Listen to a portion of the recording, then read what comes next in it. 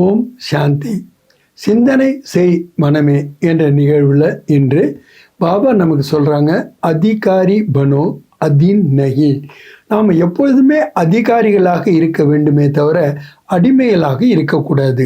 ஏன்னா பாபா சொல்கிறாரு, யார் ஒருத்தவங்க பர் அதீன் பிறருக்கு அல்லது பிறவற்றிற்கு அடிமையாக இருக்கின்றார்களோ அவர்களால் ஒருபொழுதும் சுகம் என்பதை அனுபவிக்க முடியாது. சங்கம யுகத்தில் யார் இந்த யுகத்தினுடைய சுகத்தை அனுபவம் செய்வதற்கு அதிகாரிகளாக இருக்கின்றார்களோ அவர்கள்தான் சத்தியுகத்தினுடைய ராஜ்யத்தினுடைய சுகத்தை அடைவதற்கு அதிகாரம் உடையவர்களாக ஆகின்றார்கள். ஏனென்றால் நிகழ்காலத்தினுடைய ஆதாரத்தில் தான் எதிர்காலம் அமைகின்றது. எதிர்காலம் எதோச்சையாக வருவதில்லை. அதற்கான அனுபவங்களை நாம் இப்போவே பெற வேண்டியிருக்கின்றது. இப்போ நம்ம ராஜ்ய அதிகாரிகளாக இல்லை, ஆனாலும் சங்கம யுகத்தினுடைய அதிகாரிகளாக சுகத்தினுடைய அதீந்திரிய சுகத்தினுடைய அனுபவத்தின் அத்தாரிட்டியாக நாம் ஆகும்போது தான் ராஜ்யத்தினுடைய சுகத்தையும் கூட நம்மளால் அடைய முடிகின்றது. ஸ்வராஜ்யம் என்னுடைய ஜனம் சித்த அதிகார். அதே மாதிரி தான் பாப்கா கஜானா மேரா அதிகார். பாபாவுடைய பொக்கிஷங்கள் அனைத்துக்கும் நான் அதிகாரியாக இருக்கின்றேன் என்ற நினைவில் இருக்கணும். ஏன்னா பாபாட்டேருந்து நாம் அடைகிறது ஆஸ்தியாக. ஆஸ்தி என்பது நிரந்தரமான பிராப்தியை கொடுக்கக்கூடியது. ஆனால் தானம் புண்ணியம் என்பது அப்பப்போ தான் பிராப்தியை கொடுக்கக்கூடியது. நாம் நிரந்தரமான தந்தையினுடைய நிரந்தரமான குழந்தைகள்.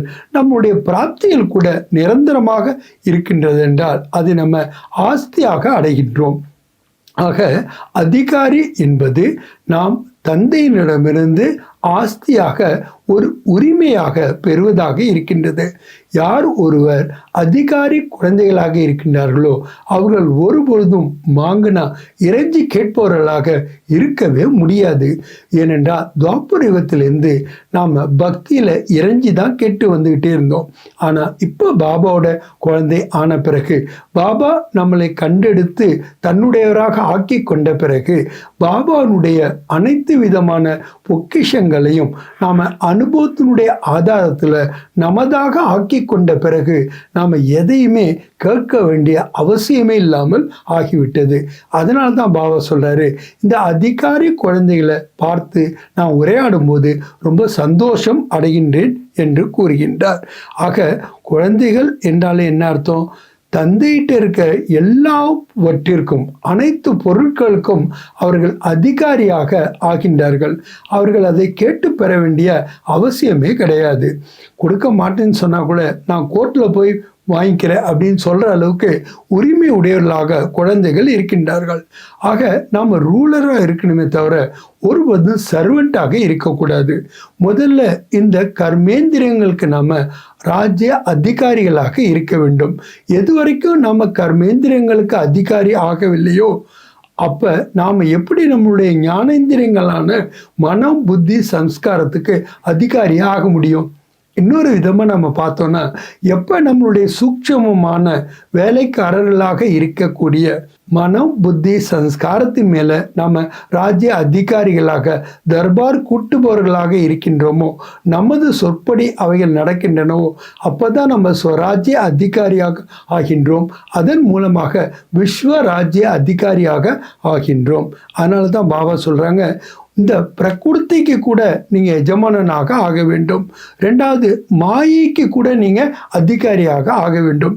இப்போ என்ன ஒரு கட்டாயத்தில் வந்துட்டோன்னா, நாம் இயற்கைக்கோ அல்லது மாயைக்கோ நம்ம அடிமை ஆயிட்டோன்னா நம்ம அதிகாரியாக ஆகவே முடியாது. இப்போயே நம்ம அதிகாரி ஆகவில்லை என்றால் எதிர்காலத்தையும் நம்மளால் அதிகாரியாக ஆக முடியாது. ஆக பாபாவுடைய குழந்தையாக நான் ஆகிவிட்டேன் என்றாலே நான் பிறப்பு உரிமையாக அனைத்தையும் பெறுகின்றேன். ஆக நான் ஆஸ்தியாக பெறுகின்றேன். அப்படி இருக்கும் பொழுது நான் அதிகாரி ஆத்மா என்ற அனுபவம் என்பது ஞாரா மற்றும் பியாரா, தேகத்திலிருந்து விடுபட்டவர்களாக பாபாவுக்கு அன்பானவர்களாக ஆவதின் மூலமாக மட்டுமே நாம் அனுபவம் செய்ய முடியும். ஆக நிரந்தரமான பிராப்தியை நம்ம அடையணும்னா கூட நாம் இந்த அதிகாரி என்ற தன்மையில் இருக்கணுமே தவிர ஒருபொழுதும் எதற்கும் எப்பொழுதும் அடிமையாக இருக்கவே கூடாது. ஏனென்றால் அதீந்திரிய சுகம் என்பது இப்பொழுது நம்ம அனுபவம் செய்வதன் மூலமாகத்தான் ராஜ்யத்தினுடைய சுகத்தையும் நம்மளால் எதிர்காலத்தில் 21 ஜென்மங்களுக்கு அடைய முடிகின்றது. நல்லது. ஓம் சாந்தி.